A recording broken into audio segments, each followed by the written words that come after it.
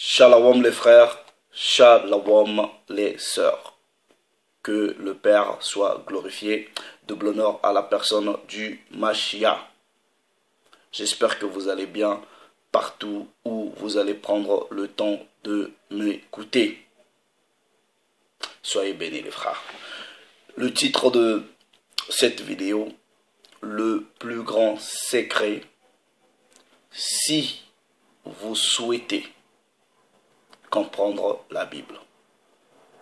Je mets une condition, tout simplement pourquoi? Parce que si vous ne le souhaitez pas, vous ne ferez pas les efforts nécessaires et requises à cette tâche pour arriver à ses fins. Il y a un secret, mais en tout cas un plus grand secret, malgré qu'il y a d'autres que je pourrais peut-être révéler petit à petit. Mais ici, là, je vais vous révéler le point de départ. Si vous souhaitez comprendre la Bible, vous devrez passer par là. Le Mashiach nous fait comprendre dans Jean 8, 32, vous allez connaître la vérité et la vérité fera de vous des hommes libres. Aujourd'hui, je me présente devant vous. Je suis défini selon la réalité de ce monde comme étant un homme noir. Une autre personne viendra, sera définie comme étant un blanc. Une autre personne viendra, sera définie comme étant un chinois ou un asiatique. Alright? Ça veut dire quoi? Ça veut dire que sur la surface de la terre, on est différents des uns des autres. Maintenant, dans cette classification, moi, je suis différent de l'homme blanc, mais l'homme blanc est différent du type asiatique, chinois, japonais. Ok? Maintenant, au sein d'une même classification, c'est-à-dire moi étant qu'un homme noir, au sein même de ma classification, nous sommes différents les uns des autres, malgré qu'on a en commun la peau, la couleur de la peau. Quand vous me regardez, le type d'homme que je représente, je suis différent du type pygmée, je suis différent de l'aborigène, mais c'est des noirs. Aujourd'hui, tel que je suis là, on peut me qualifier d'Africain. Alright? Mais si je vais en Afrique, il y a dans certains pays d'Afrique où je peux marcher dans la rue tranquillement. Personne ne pourra me poser la question de savoir est-ce que tu es ici? Est-ce que tu es d'ici? Non. Parce que je glisse je nage comme un poisson dans l'eau. Mais par contre, il y a certains pays en Afrique, quand j'y vais, on sait déjà que vous n'êtes pas de là-bas. Je vais essayer de challenger votre intelligence et vos clichés que vous avez reçus. Oui, frère, sœur, regarde-moi très bien. Vous savez très bien qu'en Afrique, là, quand on se regarde, on sait physiquement qu'on est différent. Les Asiatiques, quand ils se regardent, le Mongolien, même si tous, ils ont peut-être les yeux bridés, ils savent que, oui, ben, voilà, celui-là, c'est pas quelqu'un de chez moi. Nous sommes différents. Même au sein de ceux qui se disent blancs, ils savent. Le russe ou le polonais pur, quand ils se regardent peut-être avec un italien ou un portugais, ils savent que celui-là, c'est pas mon type d'homme, ou voilà, il y a même des différences. Ok? Donc, à tous ceux qui viennent, qui disent par ignorance que tous les Noirs sont africains, vous devrez faire très très attention avec le terme même africain. Vous devrez d'abord définir scientifiquement c'est quoi l'Afrique. L'Afrique part d'où à où, scientifiquement parlant. Et bibliquement parlant, vous devrez définir c'est quoi l'Afrique. Et je vous dis, cette Afrique-là d'aujourd'hui, qui part du Maghreb jusqu'en Afrique du Sud, est fausse. Elle n'est pas la représentation authentique de ce que l'Afrique est. Le continent dit africain, historiquement parlant, est plus grand, plus vaste et débordait les territoires qui appartiennent aujourd'hui à d'autres continents. Maintenant, moi les gars, j'aime pas les paresseux. Ce que je vous dis là, ne me croyez pas sur parole, bien même que j'ai déjà présenté des éléments dans ce sens. Allez étudier. Je ne viens pas vous raconter des histoires à dormir debout. Ok, allez étudier de vous-même. Vous voulez savoir historiquement d'où partait le continent africain, étudiez l'histoire et étudiez la tectonique des plaques, la géologie.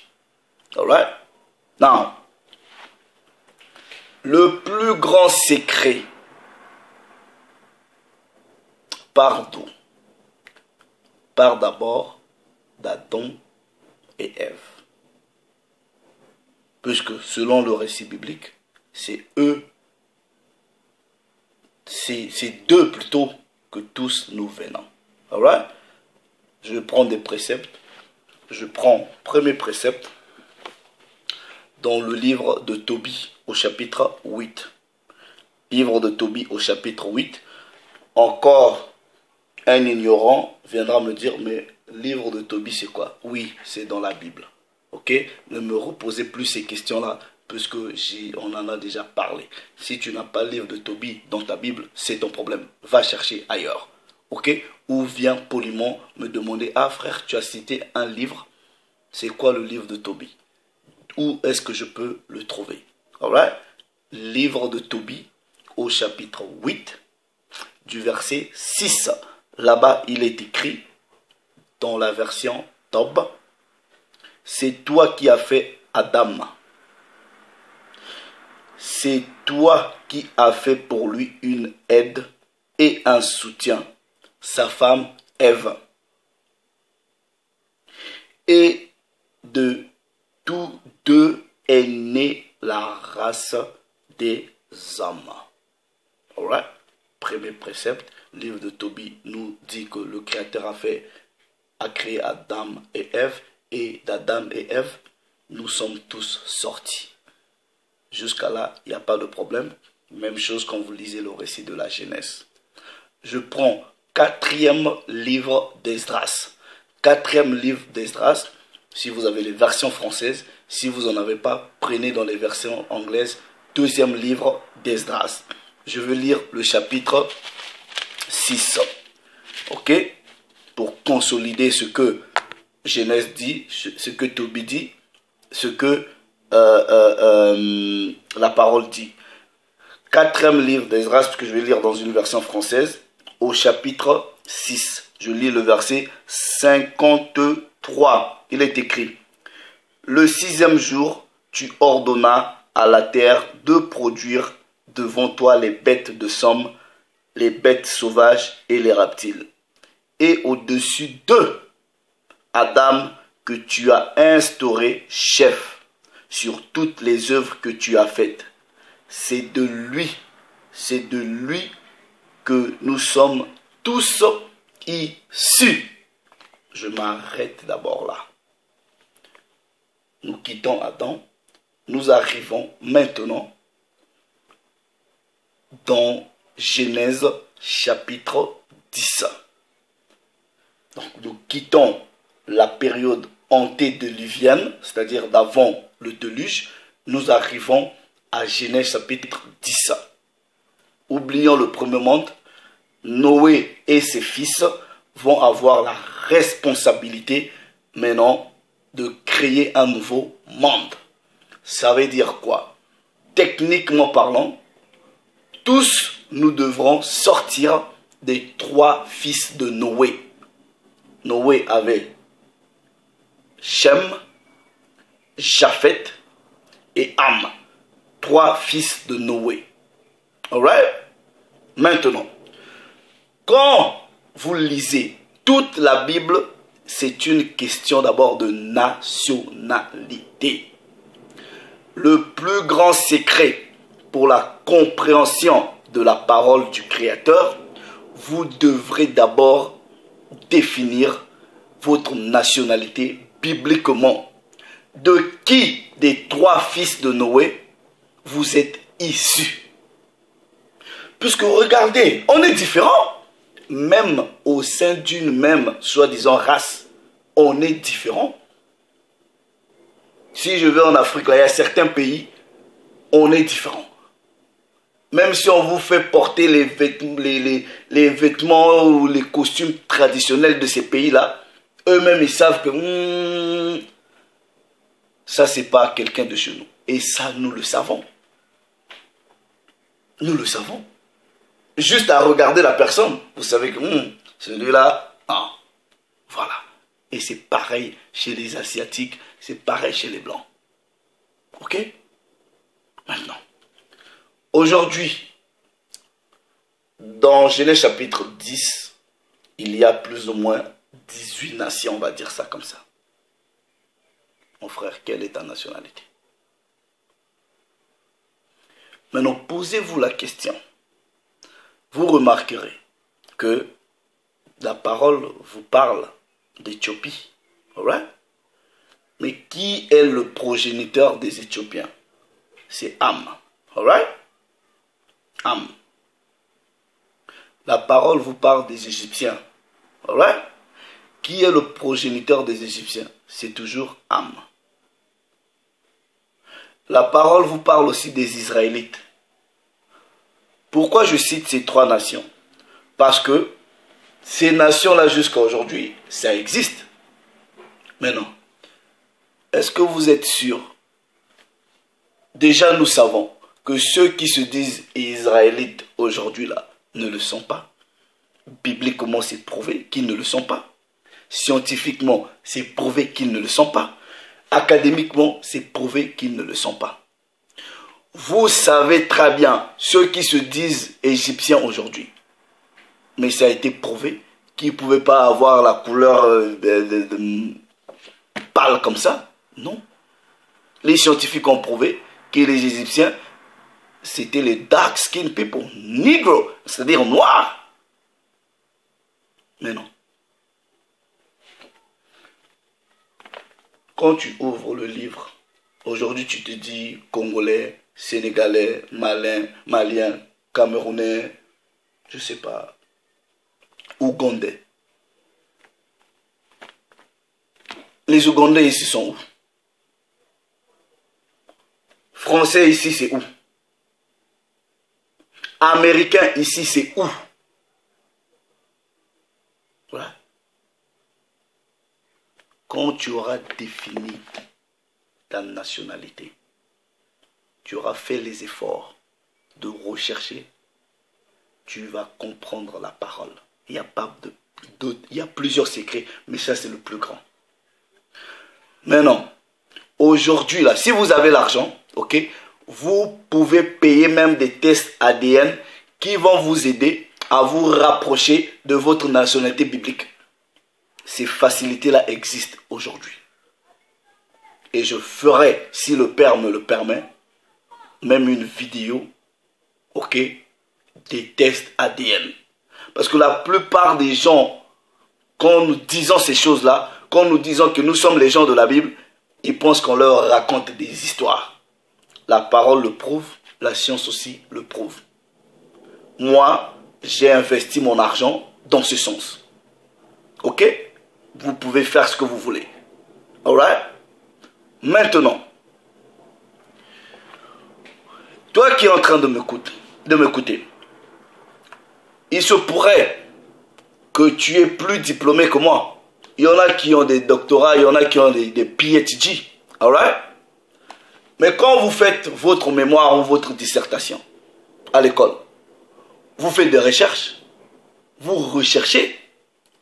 Mais ce que je ne vous comprends pas, vous allez venir chez moi pour me dire, ah mais comment est-ce que je peux savoir ma nationalité biblique? Mon frère, ma soeur, va chercher.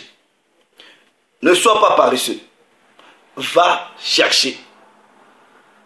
Les documents historiques sont là. Aujourd'hui, tu peux te dire t'es Bambara. Oui, mais va chercher l'histoire des Bambara.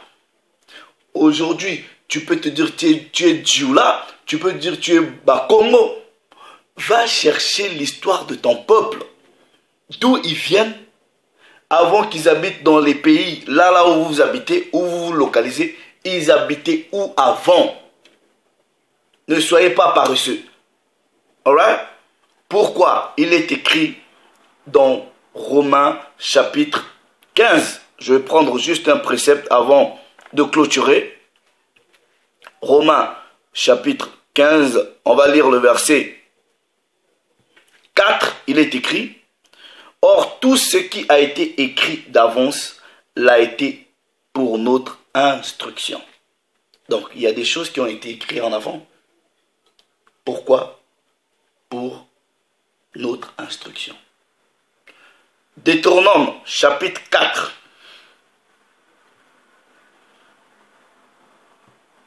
Verset 32. Regardez ceci. Il est écrit: interroge les temps anciens qui t'ont précédé, depuis le jour où le Très-Haut créa l'homme sur la terre, et d'une extrémité du ciel à l'autre. Il faut interroger. Demandez vos parents, instruisez-vous, achetez les livres d'histoire, consultez les annales. Instruisez-vous les frères et les sœurs. Ne soyez pas intellectuellement paresseux. Moi, personnellement, je déteste les gens qui sont paresseux. Faites le minimum d'efforts. Regardez ce précepte. Deutéronome, chapitre 32. Je lis le verset 7. Version de la liturgie. Rappelle-toi les jours de jadis, c'est-à-dire les jours d'autrefois. Pénètre le cours des âges, interroge ton père, il t'instruira, les anciens, ils te diront. Quelqu'un va me dire, ah mais mon père lui-même est ignorant. Les anciens ne connaissent pas. Oui, mais c'est aussi une forme de te dire, va rechercher encore. Et cette Bible-là, ça peut présenter nos pères, ça peut représenter nos pères, ça peut représenter nos anciens. Si ceux qui sont physiquement pères anciens, eux-mêmes ne connaissent pas. Donc il y a toujours cette demande-là, ce critère-là de rechercher, d'interroger. Vous avez fait combien d'années dans le christianisme? On ne va jamais vous parler de vos nationalités bibliques. Alright? Mais non, comme dans le christianisme, on a menti aux Noirs que tous les Noirs viennent de Ham. Alright? Ok. Tous les Noirs viennent de Ham. Ham a eu plusieurs enfants. Qui est qui? Qui est égyptien? Qui est éthiopien? Qui est pouffite? Qui est cananite? Chez les Noirs, qui est qui? Vous pouvez définir ça aujourd'hui? Dites-nous. Toi qui te dis Camerounais, toi qui te dis Congolais, toi qui te dis Ivoirien, toi qui te dis Ghanéen. Si selon votre christianisme, on vous a fait croire que oui, tous les Noirs viennent de Ham. Qui est qui? Pourquoi ton pasteur ne te dit pas, eh ben tu vois celui-là, il est cananite. Oh, l'autre là-bas, il est couchite. L'autre là-bas, il est égyptien. Pourquoi vous n'arrivez pas à définir ces choses-là? Pourquoi? Non. Réfléchissez, mon frère, réfléchis. Alright? Réfléchis. Je prends le verset 8, ok, de Deutéronome chapitre 32. le verset 8, ok, il est dit, quand le Très-Haut dota les nations, quand il sépara les fils d'Adam, il fixa les frontières des peuples d'après le nombre des fils d'Israël. Mon frère, toute la Bible, là, c'est une histoire de nation. Maintenant, quand tu auras défini ta nation, ta nationalité bibliquement, la Bible sera facile à étudier, sera facile à comprendre. Jean 3,11, nous disons ce que nous savons et nous rendons témoignage de ce que nous avons vu. Du moins, dans sa narrative. Et quand vous comprenez la narrative historique biblique de qui il s'agit ici, qui est qui, vous vous placez intellectuellement, académiquement, sur la bonne voie pour rechercher. Et ainsi, le Père va vous ouvrir l'intelligence de comprendre les mystères. Et j'expliquerai ce secret-là aussi pour comprendre quelques mystères de la parole. Maintenant, combien sont aujourd'hui capables d'investir leur temps, leur énergie, leur argent à cette recherche-là? Combien? Vous allez remarquer la supercherie du christianisme. Ils n'aiment pas parler de ces choses-là. Mélangez-vous, mélangez-vous. Dieu aime tout le monde. Mélangez-vous, mélangez-vous. That is a lie from the pit of hell. Ça, c'est un mensonge tout droit de Satan, de l'enfer. On va dire ça comme ça. That is a bloody lie. Alright? Frère, faites cette démarche.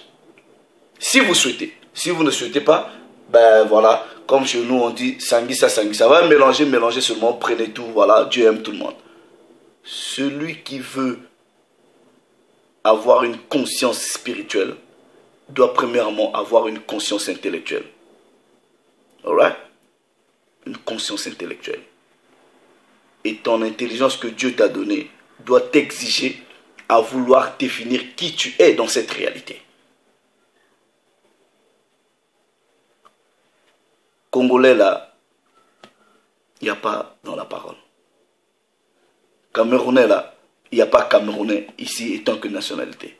Ivoirien là, il n'y a pas. Qui est Sidonien dans la Bible? Où sont les Sidoniens? Où sont les Hittites? Où sont les Philistins? Toutes ces nations-là et ces nationalités-là bibliques, aujourd'hui sont où? Dites-moi. Ces gens-là ont disparu? Non. Non. Vous allez bien comprendre que il y a quelque chose au cours de l'histoire qui a été changé. Il y a des nationalités. En fait,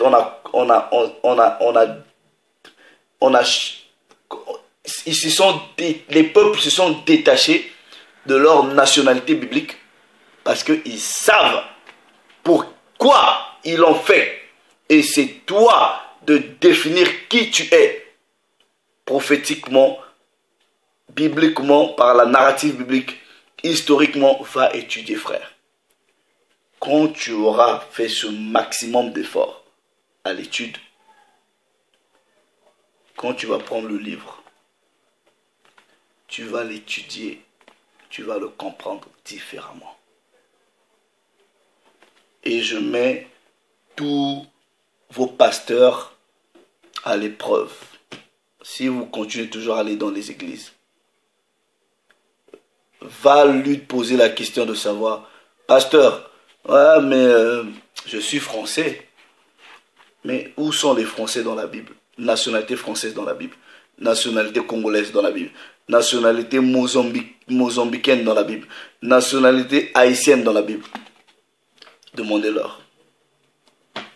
Moi, je m'arrête là. Ok? Je m'arrête là. Le reste, c'est à toi. Si tu ne veux pas faire ces efforts-là, c'est ton problème. Mais ceux qui souhaitent comprendre les Écritures, doivent déverrouiller ce secret-là. Prenez le temps à aller étudier. Qui suis-je? Aujourd'hui, vous êtes un Djoula. Mais les Djoula, c'est qui? Ils viennent d'où? C'est quoi leur histoire? Et arrêtez de croire que c'est parce qu'on a la peau noire, ok, que nous sommes tous pareils. Nous ne sommes pas pareils. Arrêtez de croire parce que vous avez la peau blanche que vous êtes pareil. Vous n'êtes pas pareil. Arrêtez de croire parce que vous vous ressemblez. Parce que, vous voyez, pour les hommes noirs, tous ceux qu'on appelle par exemple les Asiatiques, les Chinois, ils sont pareils. Ils ne sont pas pareils. Hein. Allez dire à un Japonais qu'il est un Chinois, il va se fâcher. Il va se fâcher.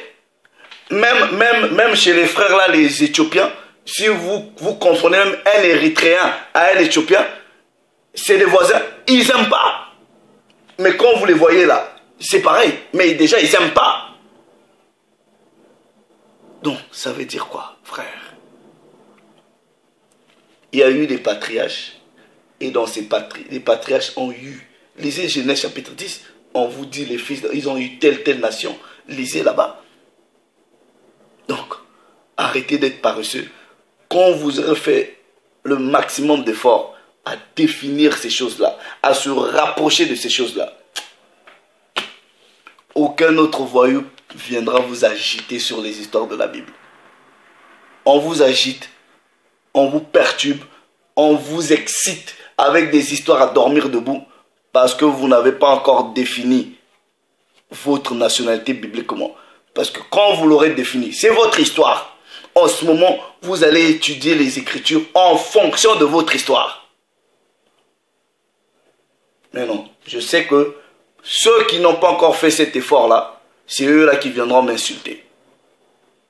Mais c'est le Père qui s'est glorifié. Je dis ces choses-là par amour. C'est ce que je suis passé par là. J'ai fait le maximum d'efforts académiques possibles, intellectuels possibles, spirituels possibles, scientifiques possibles. Je sais qui je suis. Et je n'ai pas besoin que quelqu'un d'autre vienne me dire qui je suis. Donc vous n'avez pas aussi besoin que je vienne vous dire qui vous êtes. Définissez-vous vous-même. Retrouvez-vous vous-même dans la science, dans l'histoire, dans la Bible. Voilà. Et c'est en cela que le Père va se glorifier. Shalom.